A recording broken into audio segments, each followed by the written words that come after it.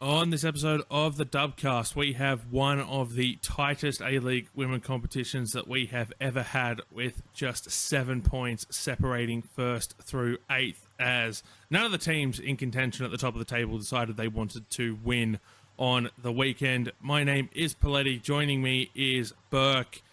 I mean, the table itself aside, this was actually like a genuinely insane weekend of football because there were storylines everywhere that have grave impacts for the future. Yeah, there was a lot, a lot happening this weekend. There was, and there's still a lot more to come because even though the dub will be on break at the end of next week, Australian football is not going to slow down because we are careening towards the Asian Cup at record pace. And I'm not going to lie, I'm a little scared at how quickly it's actually coming around. Yeah, it felt like it was very, very far away for a very long time, and now it feels like it's not actually 2 weeks away, it's actually just tomorrow. Yeah, basically. It's literally less than 2 weeks away from starting. At the time of recording, it doesn't feel right for it to be this close. Honestly, No, I don't recall going through this for the World Cup where it just like it creeped up out of nowhere. Like this has genuinely just felt like it's creeped up out of nowhere, yeah, even though like we've known it's been coming for quite some time. yeah, yeah. Like I said, it's tomorrow. It's not actually tomorrow, but it is. It's tomorrow. But we'll turn our attention back to the glorious competition known as the A-League Women for now. Burke, what was your big storyline this weekend? Probably has to go to Sydney FC beating Brisbane Roar 4-0. Yeah, so Sydney FC getting just their third win of the season, scoring their first away goals this season as well. Not only just their third win of the season, their first win since the 23rd of November, which was a 1-0 victory over the Central Coast Mariners. They have not won since November 23 before Friday night. I don't know where this came from. I'm going to be completely honest. No idea where this came from. This was a 4-0, like nil all at halftime, 4-0 full-time score. There was no reason that this game should have ended the way it did. Mackenzie Hawkesby opened the scoring in the 47th minute. Willa Pearson became the A-League's women's youngest ever goal scorer in the 59th minute, beating the record previously set by Sam Kerr by about 30 or so days. Riley Tanner in the 68th minute, and then Sky Halmarik on what was her 18th birthday, getting her first A-League women goal. I don't know what to make of this game because like Sydney FC are so far down on troops. They named 3 goalkeepers in the matchday squad. Only Heather Hinds saw game time, but they had to have 2 goalkeepers on the bench because players are either injured or, in the case of Kirsty Fenton, suspended. Is the trick to Sydney FC, being successful for the remainder of the season, just having 3 goalkeepers on the bench at all times? I think that might be going a bit too far into like crazed superstitions. And that's coming from me, the crazed superstition. Um, yeah, this Brisbane game. Uh, I don't know. I think they were very brave to ask the question of what would happen if we just didn't play against Sydney FC. Um, and they found out. They found out really bad. Um, yeah, it still wasn't enough to take Sydney off the bottom of the table because they're still 1 point behind the Wanderers. But yeah, I don't know. Is this kind of just Mackenzie Hawkesby deciding she was over it kind of thing? Uh, yeah, just a very odd game. It completely goes against everything that has been, said or seen pretty much for both of these teams. Like, that's not to say that Brisbane have been like a fantastic team. They've had their moments. but they haven't been this bad. And Sydney haven't been this good. I don't, yeah, the joy of this league is you just simply do not know what anyone is doing at any given time. Well, let's look at the last week and a half for Brisbane Roar, right? So it was a 3-1 win over Sydney FC. It was a 2-0 lead against Melbourne City before they shipped 5 goals, and then they shipped 4 to Sydney FC at home, right? Like they have shipped 9 unanswered goals in their last 2 games, and are coming off a midweek win over Sydney FC. Maybe Sydney just did some really good homework. Or maybe whatever happened in Melbourne broke them. Like proper shot their confidence. Like yeah. It possibly properly just completely undid them. But there is also the case of Brisbane having lost 1 million players to injury. So Yeah, no, I think that's fair, and I think that was one of the concerns we brought up with Brisbane at the start of the season was, are they going to fall off again because of injuries? And there's something going on in Brisbane. Like they've been doing this for a couple of years now, where they start out quite strong, they get like an injury or two, and the wheels are suddenly, well, not suddenly, the wheels are off.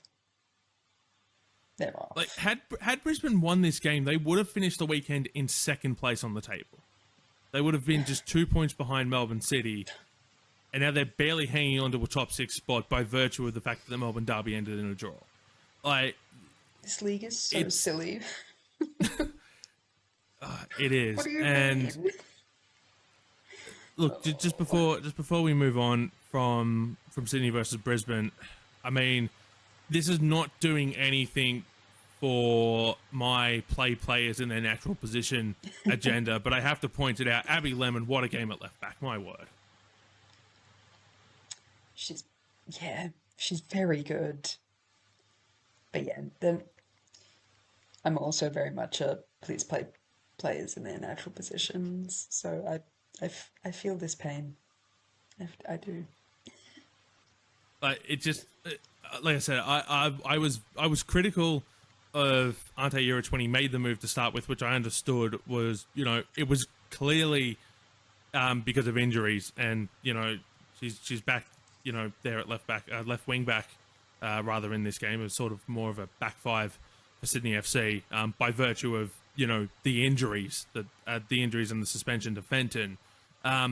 Yeah, look, I much prefer her as an attacker. I think she plays her best football as an attacker. But again, this game's doing absolutely nothing for my agenda of players in their natural position. My big storyline from the weekend, honestly, it's everything. And Yeah. I'm gonna say that as basically there are 7 points separating 8 teams on the table. No one has locked up a final spot yet. No one has locked anything up. I'd argue that the only 2 teams that are set at missing finals are the Western Sydney Wanderers and Sydney FC, and that's by virtue of the fact that coming into this weekend, they have played a game more than everyone else in the competition. So they both only have 4 games remaining, because both teams still have to have a bye. Sydney FC this week, Wanderers just after the Asian Cup break. They're both 6 and 7 points clear, respectively, on of the final spots on the table. They're the only teams I'm prepared to put a line through at this stage. Had Newcastle Jets not nabbed a point, I would have probably put the line through them as well against the Wanderers. But they've got 5 games to go. They're 5 points back. I mean, it is difficult, but not impossible. It's probably only going to take, they win 3 of their next 5 they're in, sort of vibe. Because of the way other teams are falling apart, everywhere else around the table. No one's like the only team that's been, I should say, the only 2 teams that have been somewhat consistent have been Adelaide and Wellington, who have won 4 of their last 5 both of them. So other than that, yeah, there's been some real wishy-washy sort of performances from every side in the competition over recent weeks. Look, that's basically it. Like there are literally there's 7 points separating 8 sides on the table. I don't know what to make of this league, and I think that's part of what makes it so good. And if it stays like this and there's no clear separation between the top 6 and everyone else by the end of the weekend, we are set for a ripping final 4 weeks of the competition after the Asian Cup break. Honestly, like A-Leagues, APL, Channel 10, load up the Asian Cup with, commercials everywhere when people are watching. Like, promote the living heck out of this league over the next few weeks during the Asian Cup. Talk about how tight the table is. Give everyone every single reason to tune in post the Asian Cup to the final few weeks of this competition, because look, if we're not going to get anyone on board over the next few weeks, we're not going to get them on board. Period. Yeah, it'd be such a massive waste of like a perfect opportunity. All of the Matildas games are being shown free to air on TV. Get the ads going. And I don't mean the combined ads with the men's and the women's, which, don't get me wrong, good stuff. I want ads just for the women's league. Just for the Yep. women's league. Yeah, yeah. A lot of other leagues and their supporters try to claim that their league is the most chaotic. Good luck trying to outdo this. Good luck. Yeah, you can't beat the chaos of the dub. We'll continue with the games themselves. We'll head to the early game on Friday night. Western Sydney Wanderers 1, Newcastle Jets 1. Tala Younis opening the scoring like 37 seconds into the game or whatever it was. Like, it was insanely early, before Melina Ayres equalised in the 78th minute. Honestly, I looked. I want to bring up the Newcastle Jets goal first, because it shouldn't have happened. Like this was, a very well worked attack by the Newcastle Jets, but that should have been put out for a corner. That should you should never have allowed that cross to come in. Yeah. Yeah, it was quite poor from the Wanderers. I'm just watching it back to see it again. Sorry. Yeah. Yeah. That's you'll look at that one back and Like, put it out for a corner. Trust your defense to work together at a set piece and get rid of the ball. Like, yeah. that's literally all. That's literally what it should have been. Yeah. I can understand, try to guide it out for a goal kick, but at some point, you're 2 meters from the sideline. I mean, the player, so I couldn't see who the player was, literally just got muscled off the ball. Yes. Like, that should not be happening. Like, if you're going to try to shepherd a ball out for a goal kick, getting muscled off the ball is almost a cardinal sin. Yeah, it's kind of, well, I wouldn't even say it's kind of a cardinal sin. It absolutely is. Because that's the whole job. That's the whole job. Yeah, this game was a bit weird otherwise. I think Western, well, I want to say they deserved the win, but that play kind of takes it out of that. Like, you don't really deserve the win if you're going to make a mistake that simple that late in the game. So, I guess the point was kind of fair. Like, fair to Sophie Hoban, who was the one who made the goal happen. Yeah. Yeah, fair result, I think, and it does nothing for either side's finals chances. Unfortunately, we'll head out west now. Perth Glory 1, Canberra United 0. I'm going to be honest, I have not seen a second of this game. I very much spent my my Saturday evening watching wrestling. I very much enjoyed You know watching what? wrestling. I did not enjoy the walk back to Lidcombe Station because there was also an Ed Sheeran concert next door, Ooh, and the trains were chaos. yeah, I bet. So I made the decision to walk, and I tripped on a piece Ah, of sidewalk. So that was fun. oh, So yeah, that was probably the worst part of the entire night was the walk back to Lidcombe Station. But otherwise, fantastic night. Absolutely loved it. So yeah, I have not seen a second of this game outside of the 2 minute highlight package. you're in luck. Um, I watched every minute of it. can you tell us what happened? This game, this game, it was ultimately decided by an own goal that Haley Taylor Young unfortunately put into the back of the net from a corner kick that Susan Cam put in.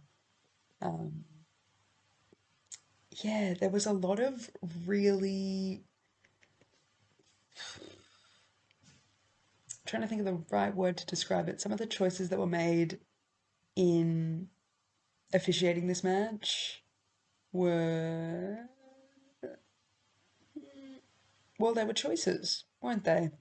Um, there was, like, it didn't really look like either team was going to score at all. And I could not believe I had been sitting through another, like, middle of nowhere mid off. But there I was. In the post game conference, the ones that they show um, on Paramount, Michelle Heyman was very, very irritated by the officiating because there was a point where Canberra believed they should have been awarded a penalty, I believe, and it was deemed a goal kick when it shouldn't have been. And Heyman spoke about how she spoke to the linesman, and the linesman initially agreed with Heyman that it should have been a penalty, and then went back on their word and said no, they didn't see anything. So it's all a very strange situation, this game. Um, and also, unfortunately, I do have to boo or, discredit the commentary, not because the commentary wasn't good, but because of the situation that the commentators are in, which is not being at the ground. So the commentators were throughout a decent chunk of the game referring to the own goal as being conceded by Liz Anton, which it was not. Um, so yeah, A-Leagues, get these commentators to the ground, or get commentators that can be at the ground. I'm sure there's someone in Perth that's fully capable of commentating this game. The Again, win. Sorry, go sorry, on. no, like this is not me saying that the commentary was bad. The commentary was great. It was Pakua Frimpong. Um, I think she was partnered with Kath Cannoli, maybe. Um, Regardless, the actual quality of the commentating is never what I'm getting at here. We're actually very fortunate to have very good commentators, especially very good commentators that are women.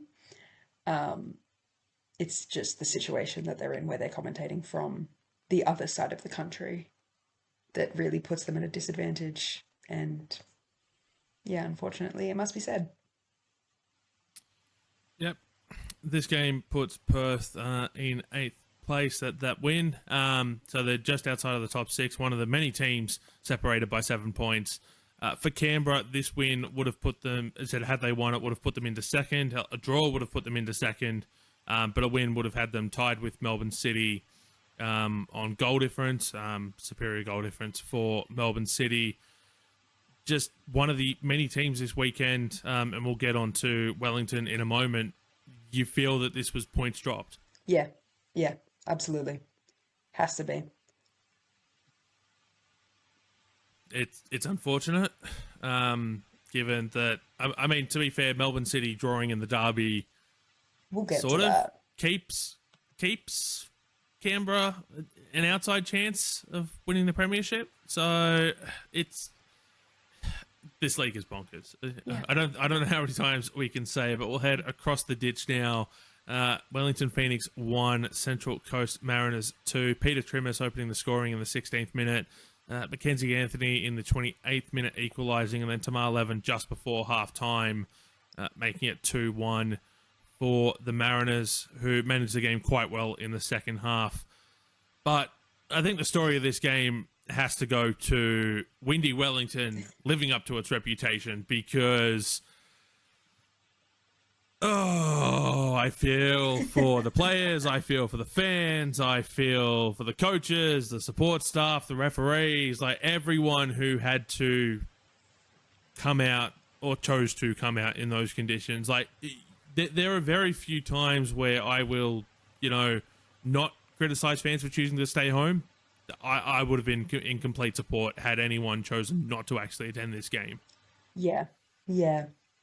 They couldn't even take the kickoff correctly because the ball kept blowing away. I thought we were going to see a recreation of Chrissy Mewis playing for West Ham in like that storm where she's fighting for her life against the corner flag, and eventually the lino ends up having to hold the flag for her. Well, that happened in this game as well. There was a sequence of events where it wasn't the assistant ref. It was one of the either the support staff or one of the ball kids who had to hold the corner flag down for a couple of corners in the second half. Well, there we go. I didn't see the whole match, so unfortunately I missed that. Tragic for me, but yeah, Windy Wellington. I cannot believe it. Like, I know everyone says it, but to actually physically see it, unreal. I'm surprised the wind didn't blow the players over, honestly. If you needed any sort of indication of how windy it was, the camera operators and the broadcasters filmed this game from the grandstand side rather than the scaffolding that they had specifically set up this season to film games from, because of how bad the conditions were. It was a safety issue that they had to film the game from the grandstand. Yeah, but also that goal from Peter Trimmis. That was stunning, especially considering the conditions that she was under. Obviously, the conditions I feel got worse as the game went on, but what a hit. What a hit. Absolutely. Can't, she's going to be a superstar of the future. It's going to be a case of when, not if. Yeah, and we're at a point where you have to say, see her now. Go see her because she won't be now. here for much longer. Absolutely not. Absolutely not. Again, much like I said with Canberra, this game very much 3 points dropped for Wellington. Yeah. I wasn't at all, I think, expecting Central Coast to come out with the win. Also huge, I feel, Avani Prakash. I feel she's really, really stepped up. Yep. But I think that's also mostly because she's been allowed to step up because she's been getting really good game time. Yep. That assist that she put through for Levin, stupid. Don't know how she did that. I'd love to ask if she knew how she did that, but I'm not sure if she'd have an answer.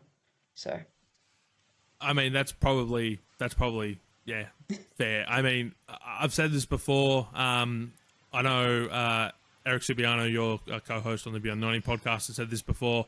Avani Prakash was one of those players who was known very, very early in Football New South Wales circles as a 10-year-old coming through SAP programs. It's been clear for quite some time that if you give her the opportunity to cook, she will cook. Yeah. And thank God we've gotten that. And we'll head to the final game of the weekend. The Melbourne Derby ended in a scoreless draw. There were a couple of goals ruled out for offside. This was 100 A-League women games for Kayla Morrison and for Leah Davidson. Kayla Morrison becoming the first player to do so for Melbourne Victory, having played all of her games at the club. Yeah. Yeah. I wish I could call this also a middle of nowhere mid-off, but it's not really the middle of nowhere. And, well, Melbourne Victory aren't middle of the table, so it doesn't count. But this was mid. This was deeply, deeply mid. I also watched every minute of this game. I wish I hadn't, but I had to, so I did. Uh, yeah, I think I posted a tweet about it. Everybody wants to play football, but nobody wants to score a goal. Is what this game was. There was still like quite good moments. Um, City were also a little bit depleted because Rebecca Stott had surgery on her thumb earlier in the week. Um, the club alleges that she will be back this week. That remains to be seen. Um, but yeah, it didn't even really feel like these teams were like evenly matched, but it also didn't feel like they were unevenly matched. Like it didn't feel like one of them kind of had it over the other. I mean, City definitely should have had this, but yeah, I guess Kayla Morrison just didn't want a loss for her 100th appearance. I think Aideen Keane, who else is shocked, all had a really, really good performance. I think Shelby McMahon also had a great performance. Haven't been able to see that much of her because of the injuries that she's been dealing with, but yeah, I think everyone on both sides was just kind of disjointed. So, Well, well, you say not necessarily evenly matched, but then you have a look at the stats. 51 to 49% possession in favour of Melbourne City, 61 duels apiece, 50 and 49, 51 and 49% respectively in the duels success rate, 12 aerial duels apiece, 4 successful dribbles apiece, 8 fouls Melbourne Victory, 7 fouls Melbourne City. yeah, I just The stats don't lie. I actually have just properly looked at it. Melbourne City, what's your problem? Melbourne City, actually, what is your problem? Um, just saw the number that Melbourne Victory had zero, zero, none, not any shots on goal. Well, on Yeah. target. So, They had 7 shots, none on target. Melbourne City 13 what are shots, we 5 on doing? target. What are we doing here? Melbourne City, firstly, what are we doing here? And Melbourne Victory, why aren't we doing anything? What do you Yeah. mean? Not a shot on I target. mean, Oh, I'm sorry. I think I I don't was know. I think I was I just so look at this and I clouded by just how think, mid this game yeah, was. Like yeah. I my mean, again, I just look at it as draw is probably the fair result, but both sides will walk away thinking again that's 2 points dropped. Oh, absolutely. City Like Melbourne City especially. could have been 5 points clear at the top of the table. And should have been. Um, yeah, like I that's think yeah, the there was a goal scored by Bradley Henry that was ruled offside. I don't again, you can't tell because there's only two cameras at these games. But you gotta trust your officials, I guess. Um, yeah, I don't know if that one.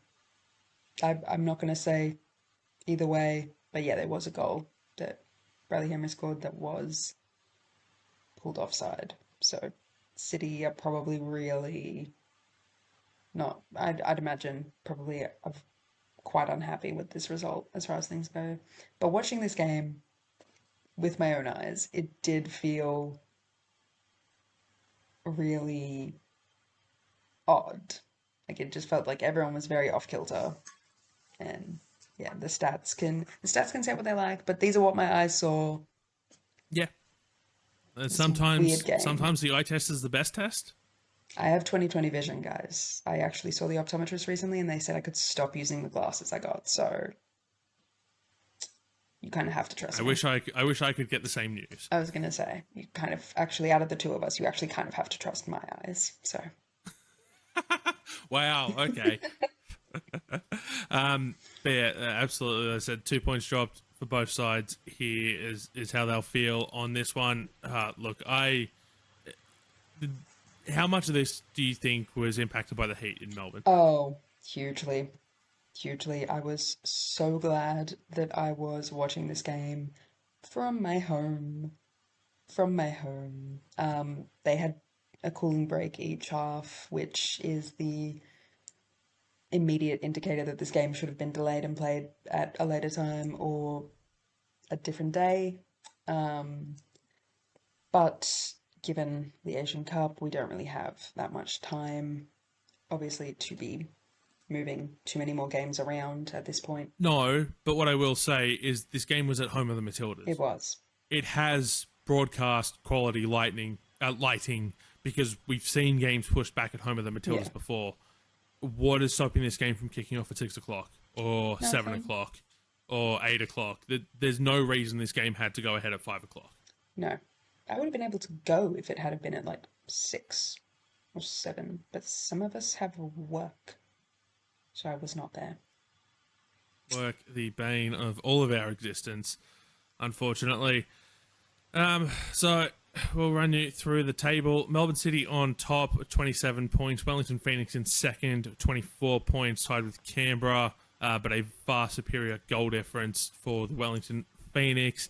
Adelaide United in fourth on 23 points. Central Coast Mariners fifth on 22nd, tied with Brisbane, but again, a superior goal difference puts them above the Roar. Melbourne Victory in seventh with 21 points. Perth Glory in eighth with 20 points. Ninth place is the Newcastle Jets with 17. Western Sydney Wanderers 10th place with 16 points, and then at the bottom of the table, Sydney FC with just 15 points on the season. There was, we'll have a look now at some other news. There was an interview that the APL put out last week with their new CEO, Steve Rossich, on their YouTube channels and the A-League's website. And there were a couple of quotes from that interview that I want to pick out to have a little bit more of a discussion about. He was asked about full-time professionalism of the A-League women's competition. Quote, "It's a serious aim, absolutely, and trying to get to that outcome in a sustainable way is what we're focused on." What's sustainable? I'd love to know. Because, like,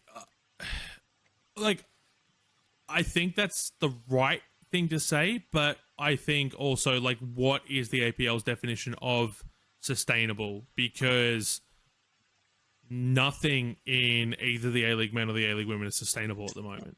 Whether it's the status quo in the A-League women or whether it's teams continuing to lose money in the A-League men, like, nothing that they have right now is sustainable. So, you know, you can come out and say it's a goal all you want, but what does the path look like to get there? Like, show us the path. Show us your working and your logic, because to me that says, okay, yeah, it's a goal on paper, but, like, what are you actually doing to achieve it?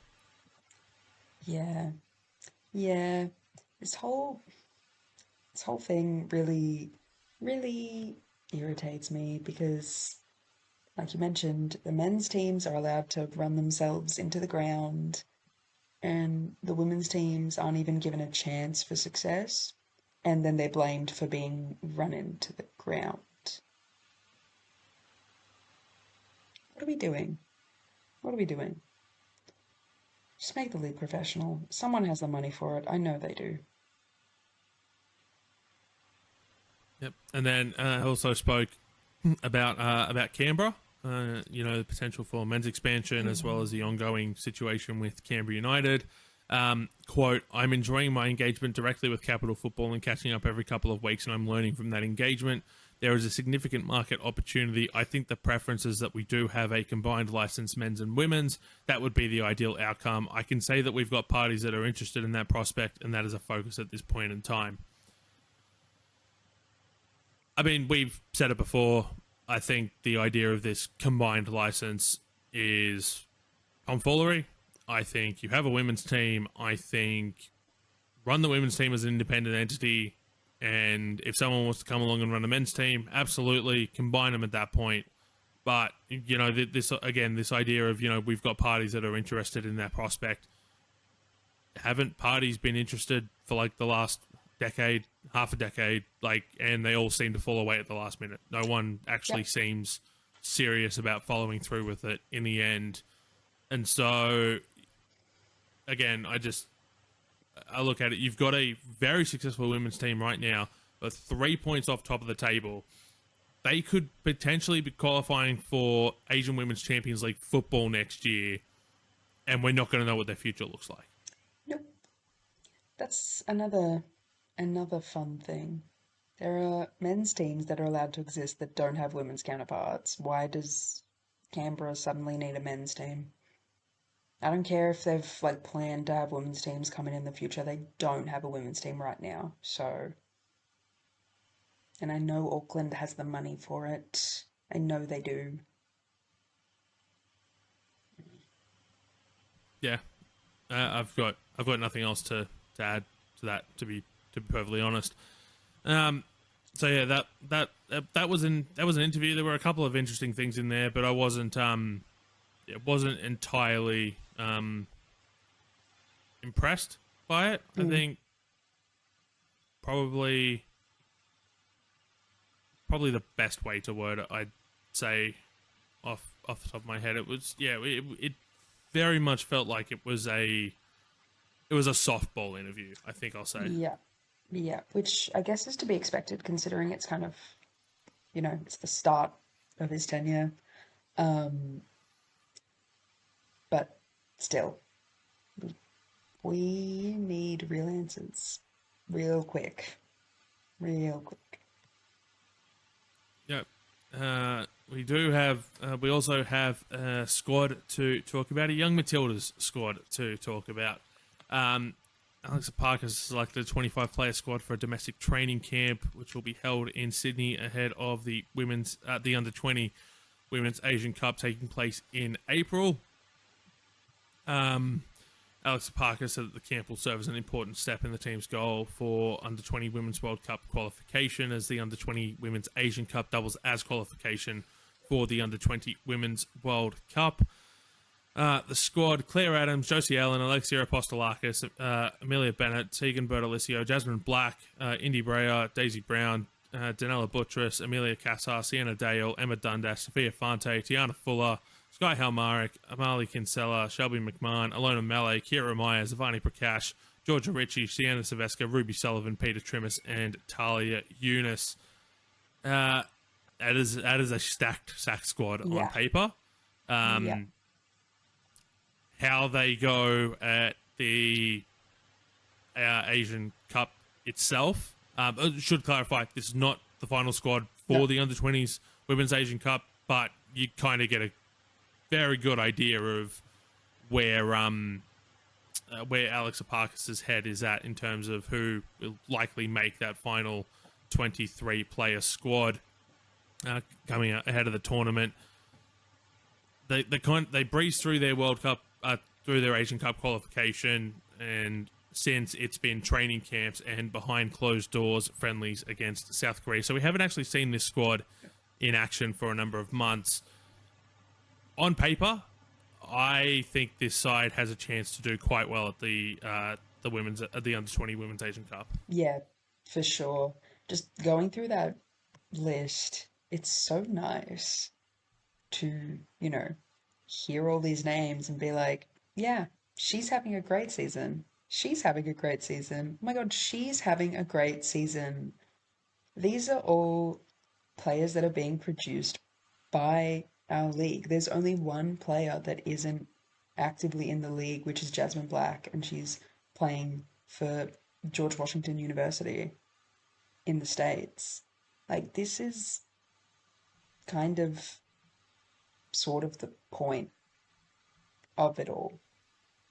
And it's I really, mean, really good to see. yeah, I mean, Jasmine Black was here last season, Yeah. so it's not like she's been gone from the A-League women for some time. In fact, I conducted an interview with Jasmine Black last season. If you want to have a look at that interview, you should be able to click above my head, which will take you to that interview. We'll also put a link in the episode description for you to click on as well.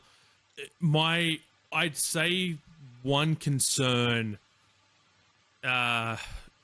it's simply a timing issue, is how is this going to impact the league for the last couple of rounds of the season? Yeah. Yeah. A lot of teams are going to be losing a lot of key players, like very key players. If you look at Melbourne City, they'd be losing Apostolakis, they'd be losing McMahon. Is there anyone else that they've got in there? Apostolakis. Oh, Buttress.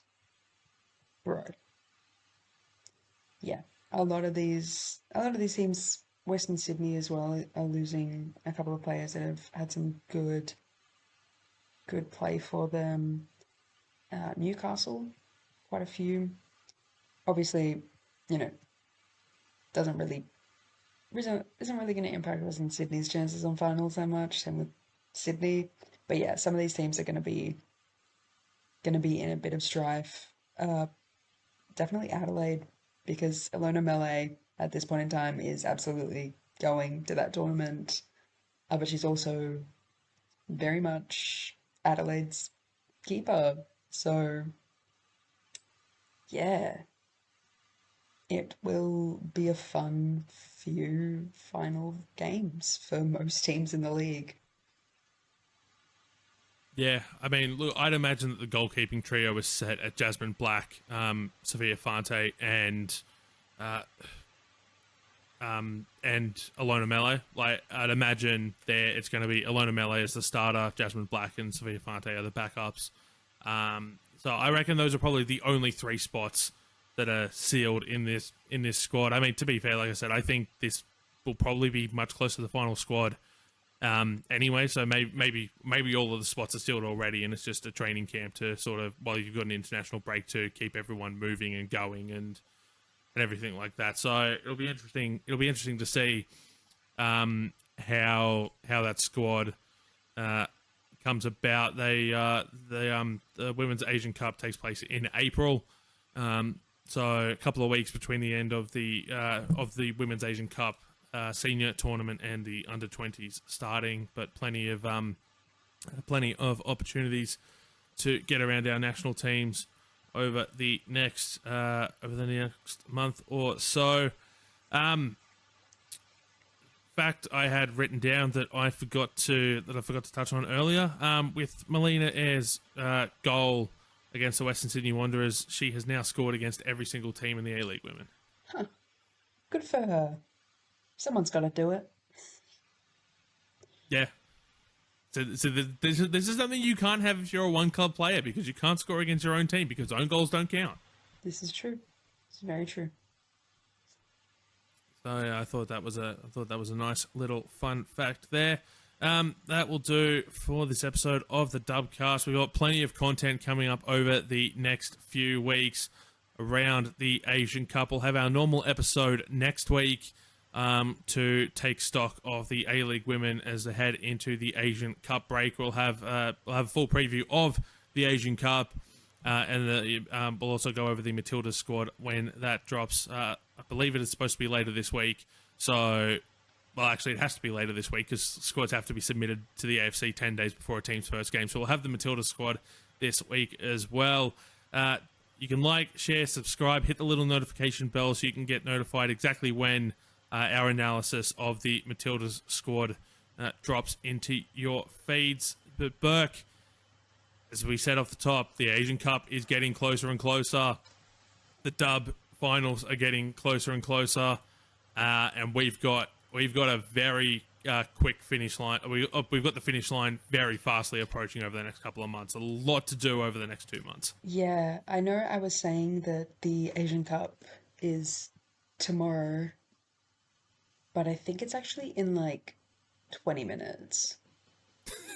Like, do you know you have, well, 30 minutes. Do you know you have 30 minutes? Do you know you have 30 minutes? And with that means finals are maybe like 2 hours away. Yeah. So buckle up, I guess. Buckle up and hold on to your hats because it's going to get very frantic very quickly in the world of Australian women's football. But that will do for this episode of the Dubcast. For Burke, my name is Poletti. Thank you so much for tuning in, and we'll talk to you next time.